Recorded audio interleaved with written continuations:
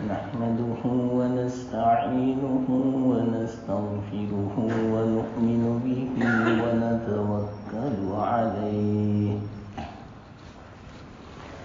ونعوذ بالله من شرور أنفسنا ومن سيئات أعمالنا من يهده الله فلا مضل له ومن يضلله فلا هادي له ونشهد أن لا إله إلا الله وحده لا شريك له ونشهد أن سيدنا ومولانا محمدا عبده ورسوله صلى الله تعالى عليه وعلى آله وأصحابه وأزواجه وذرياته واتباعه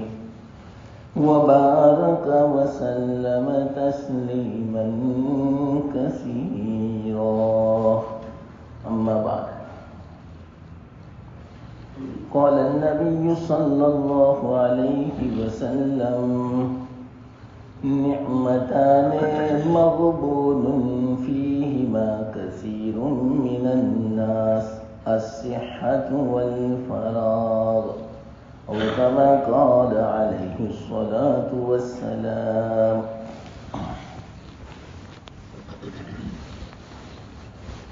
محترم دوستو، بزرگوں،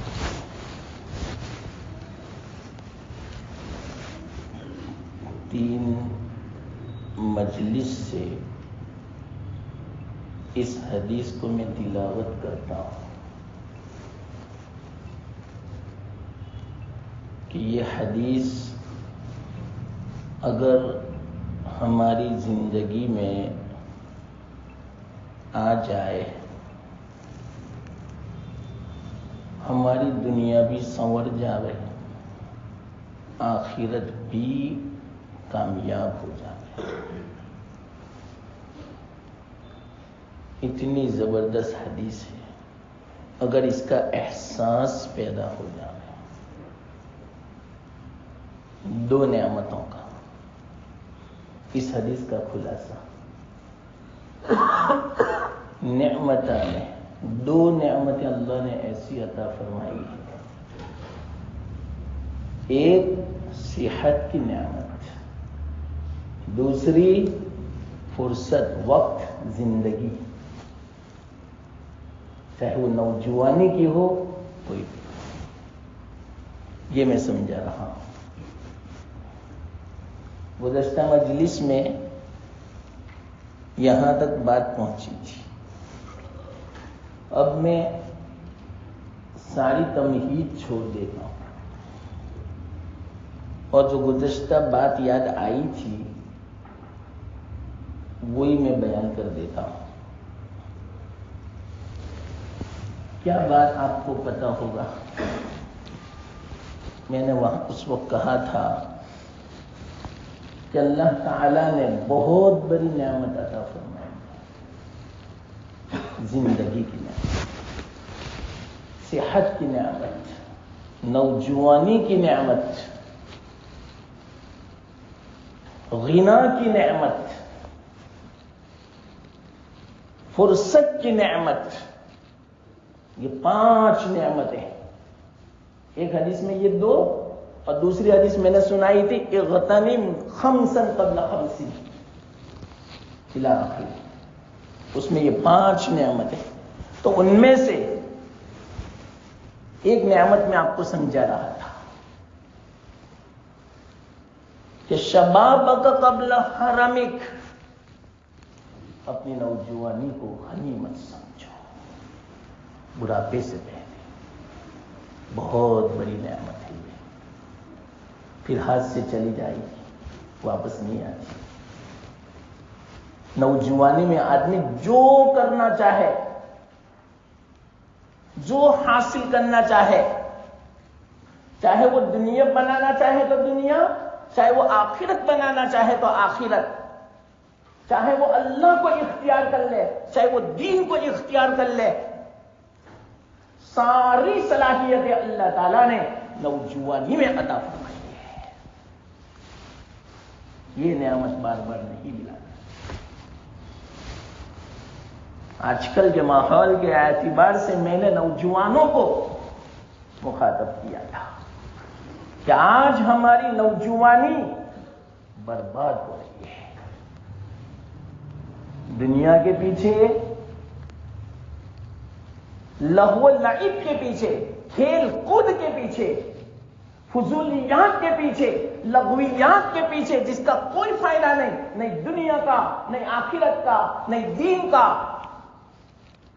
نہیں جسم کا، نہ روح کا، کوئی فائدہ نہیں. آج ایسے مشغلے میں ہمارا نوجوان مصروف ہے. بہت افسوس ہوتا ہے مسلمانوں. جب کبھی ادھر ادھر میں جاتا ہوں، مغرب بعد یا عشاء بعد کہیں دعوت ہوتی ہے، اس محلے میں دیکھتا ہوں پورا اوٹلا نوجوانوں سے بھرا ہوا ہے اور ہر ایک موبائل میں مصروف ہے. دیکھ کر عجیب حالت ہو جاتی ہے. دیکھا نہیں جاتا. آج ہمارے مسلمان نوجوان کس کے اندر مشغول ہے؟ بالکل بے فائدہ مشغلہ، کوئی فائدہ نہیں، نہیں دنیا کا، نہیں دین کا، نہیں جسم کا، نہیں روح کا، بلکہ نقصان ہی نقصان، خسارہ ہی خسارہ. اور اپنی نوجوانیوں کی جو صلاحیت ہے وہ ساری صلاحیتوں کو برباد کر دیتا ہے اور کوئی احساس نہیں. تعجب تو یہ ہے، کوئی احساس نہیں. میں نے کہا تھا اس وقت علامہ اقبال کا شعر کی طرف اشارہ کیا تھا، وائی ناکامی متاع کارواں جاتا رہا. کارواں کے دل سے احساس ضیاء جاتا رہا. کیسی خطرناک بات ہے. وائی ناکامی، ہماری ناکامی تو دیکھو، ہمارا خسارہ تو دیکھو. خسارے پر افسوس منا رہے ہیں علامہ اقبال کہ ہمارا جو متا تھا، ہماری جو پونجی تھی ایمان کی، ہماری جو صلاحیتیں تھی ایمان بنانے کی، امت کے لیے، ملت کے لیے نوجوانی کا جو سرمایہ تھا، سارا سرمایہ برباد ہو گیا. ایمان کا، محبت الہی کا، محبت رسول کا ایک جذبہ تھا ایمان کا پہلے نوجوانوں کے اندر. وہ جہاں بھی جاتا تھا گویا ایمانی جذبے کی آگ لگا دیتا تھا. اور آج جہاں ہمارا نوجوان جاتا ہے لوگ ناراض، ماں باپ ناراض، محلے والے ناراض، ہاتھ جوڑتے ہیں آج ہمارے نوجوانوں سے. ایسا زمانہ آ چکا ہے. یہ ہے ہمارا متاع، ہمارا سرمایہ، ہماری پونجی، ہمارا کیپٹل ڈپوزٹ یہ تھی، سب برباد کر دیا ہمارے نوجوانوں نے. فضولیات کے پیچھے، کھیل کود کے پیچھے. اللہ بھی ناراض، ماں باپ بھی ناراض، محلے والے بھی ناراض. اتنا خطرناک یہ ہمارا رویہ ہے. یہ ہے متاع کارواں جاتا رہا. اور اوپر سے معلوم، دل میں احساس ہو تو کبھی نہ کبھی واپس آ سکتا ہے.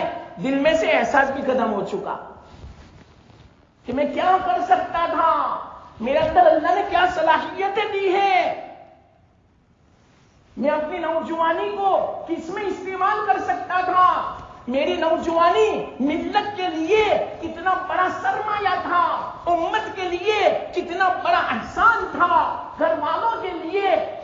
بڑا فخر تھا، یہ احساس بھی جاتا رہا. معمولی مت سمجھنا اس بات کو، احساس دلا رہا ہوں آپ لوگوں کو. کہاں جا رہے ہیں ہم؟ ہر ایک کی یہ حالت ہے، کوئی پیچھے مڑ کے دیکھتا نہیں کہ میری زندگی کیسی گزر رہی ہے. سوچنے کے لیے تیار نہیں کہ میں جو زندگی گزار رہا ہوں اللہ خوش ہے یا ناراض، میرا آخرت میں کیا ہوگا، کیا منہ دکھاؤں گا اللہ کو،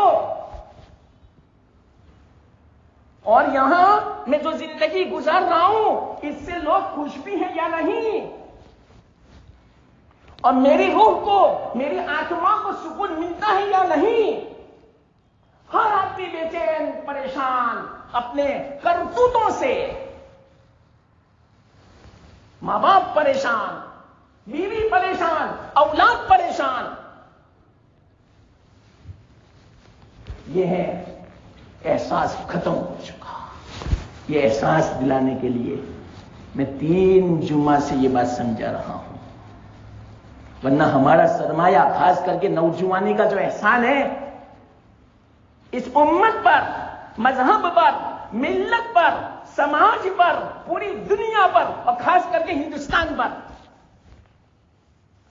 ایسا تو احسان بروں کی طرف سے بھی نہیں ہے جتنا نوجوانوں کی طرف سے ہے. ایسی ہماری تاریخ ہے تابندہ درخشندہ نوجوانوں کی. ذرا تاریخ اٹھا کے دیکھو کہ ہماری تاریخ میں نوجوانوں نے کیا کارنامہ انجام دیا.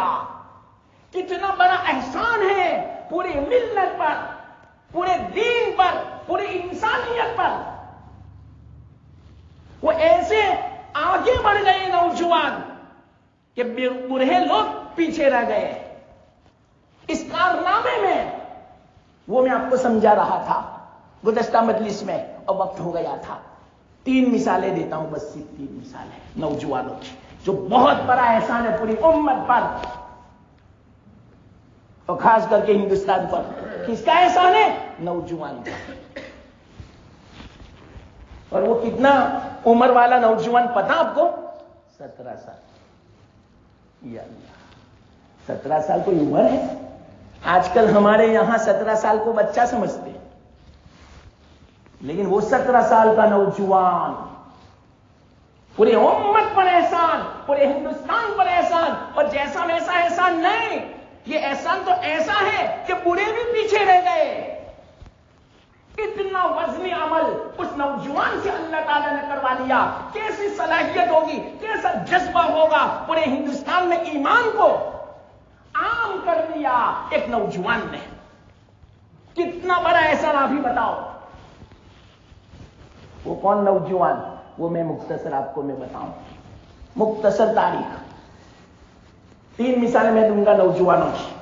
سب سے بڑی جو نعمتیں ہیں دین کے اعتبار سے، ایک سب سے بڑی نعمت ایمان، اس کے بعد سب سے بڑی نعمت قرآن، اور اس کے بعد سب سے بڑی نعمت قرآن کی تشریح، احادیث. یہ 3 نعمت میں آپ کو بیان کروں گا، اور یہ تینوں نعمتیں کس کے ساتھ وابستہ ہیں معلوم؟ نوجوانوں کے ساتھ. بوڑھے بھی پیچھے رہ گئے. وہ تھی ہماری تاریخ نوجوانوں کی. اور آج کی تاریخ اٹھاؤ ہمارے نوجوانوں کی. ایک نوجوان کام کا ہو تو بتاؤ. ماں باپ کے ناک میں بھی دم لا دیا ہے نوجوان. ہاتھ جوڑتے ہیں نوجوانوں سے، چاہے وہ لڑکی ہو یا لڑکا ہو. اور لڑکیوں نے تو نوجوان لڑکوں کو بھی پیچھے چھوڑ دیا. اتنا وبال ہے لڑکیوں کا. ایسے کارنامے انجام دیتے ہیں ہماری لڑکیاں. اتنی بے حیا بے غیرت ہو چکی ہے، کوئی ایمانی غیرت نہیں. آپ سب جانتے ہیں حالت ہماری بچیوں کے، کتنی بے حیا ہو چکی ہے، کتنی فارورڈ ہو چکی ہے. 2 قدم آگے، اپنی عقل سے بھی آگے. لوگ حیرت کی بنا پر اپنی انگلیاں دانتوں میں چباتے ہیں لڑکیوں کو دیکھ کر کہ آج کل کی لڑکیاں کیسی ہو چکی ہیں فارورڈ، کتنی بالکل فریڈم. یا اللہ، ہماری نوجوانی کہاں گزر رہی ہے. تو میں آپ کو سنا رہا ہوں، دیکھو نوجوان ایسے ہوتے تھے ہماری تاریخ میں. ارے نوجوانوں کی واقعات میں بہت ہے، لیکن صرف 3 میں مثالیں بیان کرتا ہوں بس، اور وہ بھی بڑی نعمت والے. ورنہ ایک وقت چاہیے، ایک زمانہ چاہیے نوجوانوں کے کارناموں کو بیان کرنے کے لیے. کیا ہوا تھا؟ اسلامی حکومت تھی، پوری دنیا میں صحابہ پھیل چکے تھے، ہندوستان بھی آ گئے تھے. ہندوستان یعنی اس وقت یہ جو لنکا ہے، بنگلہ دیش ہے، پاکستان ہے، افغانستان ہے اور یہ انڈیا، وہ سب ایک تھا. اکھنڈ بھارت ایک تھا. تو لنکا آئے تھے کچھ مسلمان تجارت کی غرض سے. گزشتہ مجلس میں یہاں سے بات چلی کہ آپ کو پتا ہو تو کیسی تجارت کی معلوم؟ ہمارے جیسی نہیں کہ دوسرے یوں چاہے کہ اللہ کرے اس کی تجارت نہ چلے تو اچھا ہے، اور یہاں سے دکان بند کر دے تو اچھا ہے. آج تو ہر آدمی یہ چاہتا ہے. کیوں؟ حسادت بہت. یہاں سے بات چلی تھی. اور اس زمانے میں لوگ عاجزی کرتے تھے کہ آپ تجارت کرو اور تجارت کو وسیع کرو. کیا وجہ تھی؟ وہ تجارت دینداری کے ساتھ کرتے تھے. تجارت مقصد نہیں تھا، اللہ کو راضی کرنا مقصد تھا. اور آج ہماری تجارت کا مقصد مال کو سمیٹنا، بس جمع کرنا، جس طرح بھی ہو، چاہے حلال ہو، حرام ہو، جھوٹ بول کے ہو، خیانت سے ہو، دھوکہ دے کر ہو، کسی کا حق دبا کر ہو، چوری کر کے ہو، کوئی حرج کی بات نہیں. بس یہ ہے آج ہماری تجارت. ذرا سوچو مسلمانوں، میں آپ کو دعوت دے رہا ہوں سوچ کی. ذرا غور و فکر کرو تنہائی میں کیا کہہ رہا ہوں. ایک ایک جملے کو سوچو. وقت نہیں ہے کہ میں آپ کو اس کو تفصیل سے سمجھاؤں. آپ کو بھی اللہ نے زندگی دی ہے، موقع دیا ہے، عقل دی ہے. آپ ذرا تنہائی میں سوچو کہ ہماری زندگی، ہماری تجارت کیسی گزر رہی ہے، تجارت کیسی ہو رہی ہے ہماری. کہ ہم اس سے اللہ کو راضی کر رہے ہیں، ناراض کر رہے ہیں. ہمارے پاس جو پیسہ آ رہا ہے دنیا، یہ حلال کی ہے یا ناجائز حرام کی ہے؟ آج ہماری تجارت، جب مؤذن حی علی الصلاۃ کہتا حی علی الفلاح، تو ہم دکان بند کرنے کے لیے تیار نہیں مسلمانوں. کیوں؟ ہم نے دکان میں کامیابی دیکھی، نماز میں کامیابی نہیں دیکھی. واللہ یہ اتنا زبردست میں نے لفظ کہا. اگر جو غیرت والا ہو، جس کو اللہ نے صحیح معنی میں دل رکھا ہو، پانی ہو جاوے، پگھل جاوے کہ آج ہم نے نماز میں کامیابی نہیں دیکھی، ایک معمولی دکان میں جو ہم نے کامیابی سمجھی ہے. یہ ہماری کیسی زندگی ہے مسلمانوں؟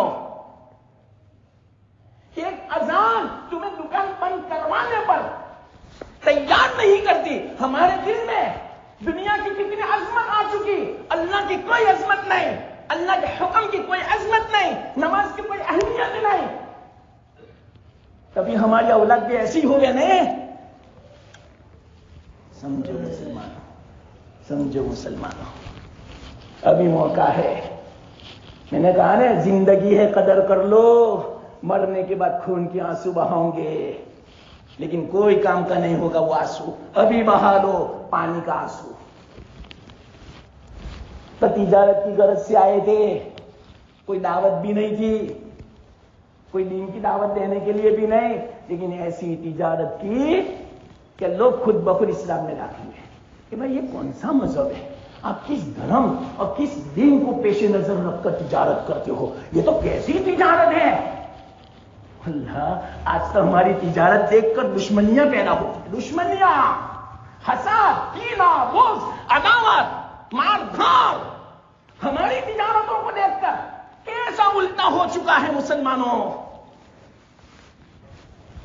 اور اس زمانے میں تجارت کو دیکھ کر اسلام میں داخل ہوتے تھے. کہا کیا تجارت ہے، کتنا اچھا مذہب ہے، کتنی سچائی ہے. کتنی دینداری ہے، کتنی امانت داری ہے. ہم نے تو ایسا کہیں دنیا میں کبھی دیکھا نہیں تھا، کبھی سنا نہیں تھا. اس طرح مسلمان تجارت کرتے تھے. یہ تاجروں، چاہے تمہارا چھوٹا سا کاروبار کیوں نہ ہو، لیکن امانت داری کے ساتھ کرو، سچائی کے ساتھ کرو، دینداری کے ساتھ کرو. اللہ کے حکم کو پہلے رکھو، بعد میں یہ رکھو. دیکھو اللہ کیسی برکت دیتا ہے. لیکن بھروسہ نہیں. میں لاکھ سمجھاؤں، میں نے گزشتہ کہا تھا نا، میرا گلا دب جاوے، آواز میری بیٹھ جاوے، گلا پھٹ جاوے، لیکن ہم سدھرنے والے نہیں ہیں. لاکھ تم سمجھاؤ مولوی صاحب، ہم تو اپنی ڈگر پر رہیں گے. ہم نے جس کو صحیح سمجھا بس وہی صحیح. تم لاکھ اپنی زبان چلاؤ، اپنا گلا تم بٹھا دو، لیکن ہم سمجھنے والے نہیں ہیں. گزشتہ میں نے یہ کہا تھا آپ کو، دل کی قرآن میں آپ کے سامنے رکھنا ہوں. مسلمانوں، قدر کر لو. کوئی اتنا صاف نہیں کہے گا. تو وہ آئے تھے چند مسلمان لنکا میں تجارت کی غرض سے. تو کچھ مسلمان ان کا انتقال ہو گیا، تو ان کی جو اولاد تھی بیچاری یتیم ہو گئی. بیویاں جو تھی بیوہ ہو چکی. اب ان کو غم تو ہے نا، کیوں نہیں. ایک تو دور وطن، وطن کہاں اور یہ کہاں ہے، کہاں عربستان اور کہاں ہندوستان. جا بھی نہیں سکتے. پہلے زمانے میں اتنے اسباب و وسائل نہیں تھے آج جیسے. کیا صبح میں ارادہ کیا، شام کو مکہ مکرمہ. ایسے وسائل نہیں تھے. اگر جانا ہو مہینہ پہلے سے پروگرام بنانا پڑتا تھا. 6-7 مہینے کے بعد پہنچا سکتا تھا آدمی کو. تو انہوں نے ارادہ کیا کہ چلو اپنے گھر والوں سے، خاندان والوں سے ملاقات کر لیں، ذرا تسلی ہو جائے. تو جب انہوں نے ارادہ کیا تو ان کے ساتھ دوسرے لوگ بھی تیار ہو گئے کہ چلو جب عربستان جانا ہے تو ہم حج کے لیے جائیں. تو دوسرے جو مسلمان تھے سب تیار ہو گئے. ایک قافلہ ہو گیا لنکا سے، یعنی سری لنکا سے. اللہ کا کرنا، جو کچھ کمایا تھا وہ سارا سرمایہ جمع کیا اور اپنے ساتھ میں لے لیا. کیا آئندہ آنا ہو نہ ہو، چلو بھائی ساتھ میں لے لو. اولاد بھی تھی، بچیاں بھی تھی، عورتیں بھی تھے، حاجی لوگ بھی تھے، سامان بھی تھا، سب کچھ تھا.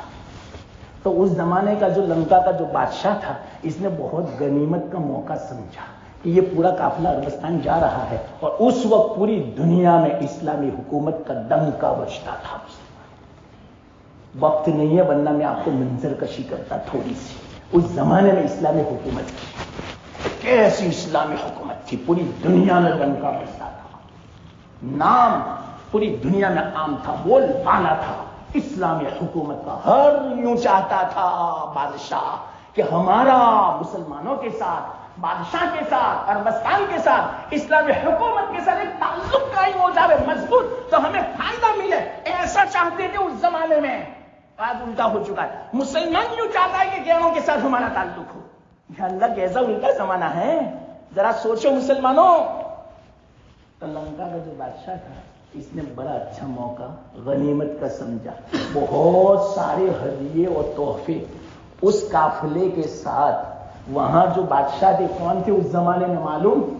دمشق راجدھانی تھی، پایہ تخت تھا اس زمانے میں. ولید بن عبد الملک بنو امیہ وہ بادشاہ تھا، اور عراق کا گورنر حجاج بن یوسف تھا. اس زمانے کی میں بات کرتا ہوں، پہلی صدی کی میں بات کرتا ہوں، پہلی صدی. ابھی تو 70واں 80واں سن ہجری کا سال چلتا تھا. اس زمانے کی میں بات کرتا ہوں.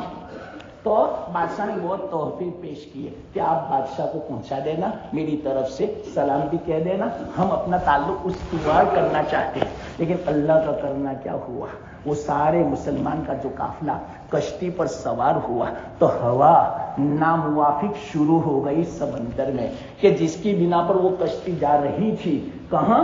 شام، سیریا. اس کے بجائے کہاں پہنچے معلوم؟ سندھ پہنچ چکی.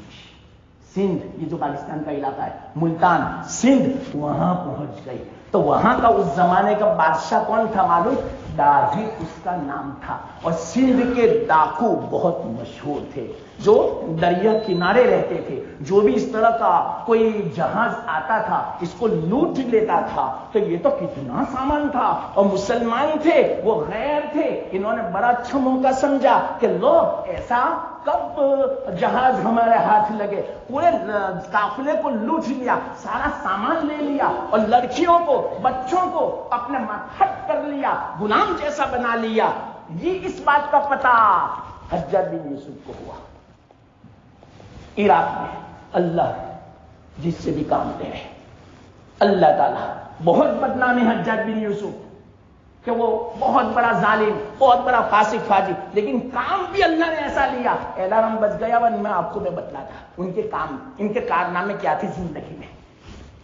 इनको पता चला कि ऐसा हुआ, मुसलमान काफिलों को लूट लिया सिंध के डाकुओं ने।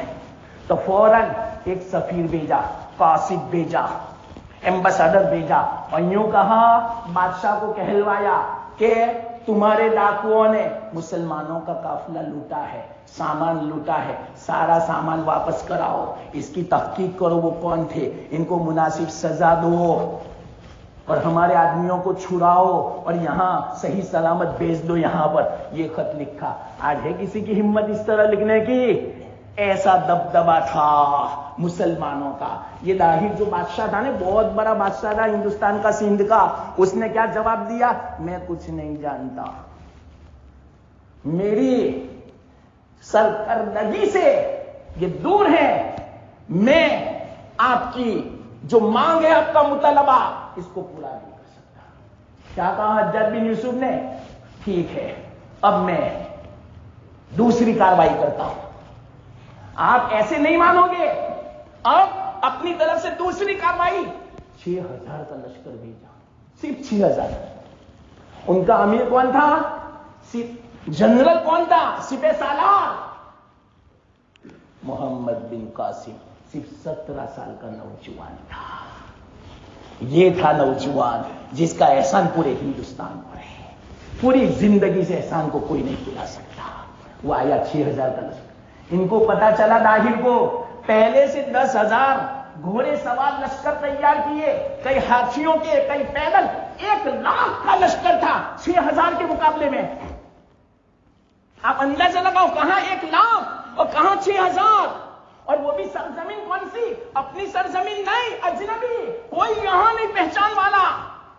6000 इन्होंने मुकाबला किया 1 लाख के साथ। जो मैदान में इन्होंने मुकाबला किया, सबको मुंह फेर दिया, शिकस्त दे दी, बादशाह को भी कत्ल कर दिया, गलबा हो गया मुसलमानों को।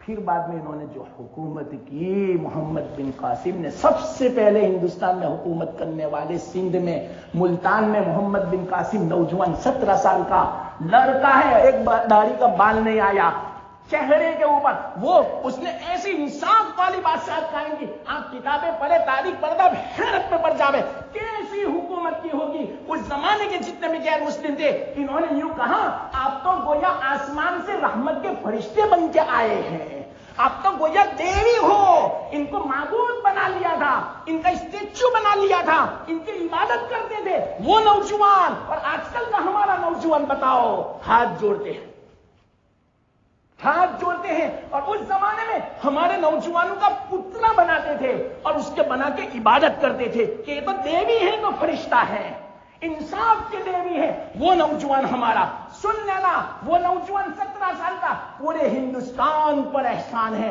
आज जितने भी हिंदुस्तान में मुसलमान हैं, चाहे पाकिस्तान के हो, बांग्लादेश के हो, लंका के हो, बर्मा के हो, नेपाल के हो, सब मुसलमानों पर एहसान मोहम्मद बिन कासिम। ये है नौजवान। और आज का नौजवान फोन में बहुत फॉरवर्ड, गेम खेलने में बहुत फॉरवर्ड, किसी को टोपी पहनानी हो, धोखा देना हो, किसी की लड़की को गलत जाल में फंसाना हो, तो हमारे नौजवान बहुत माहिर है इसमें। ये जिंदगी हमारी गुजर रही है, क्या जवाब देंगे मरने के बाद? कदर कर लो। अल्लाह के रसूल सल्लल्लाहु अलैहि वसल्लम ये फरमा दे, नौजवानी की कदर कर लो बुढ़ापे से पहले। ٹھیک ہے چلو، اللہ نے جو کہنے کی توفیق دی قبول فرماوے، مجھے آپ کو سب کو عمل کی توفیق دے، ہمارے نوجوانوں کو سب کو، اور جو ہمیں زندگی دی ہے اللہ تعالیٰ ان سب نعمتوں کی قدر کی توفیق عطا فرماوے۔ وآخر دعوانا ان الحمد للہ۔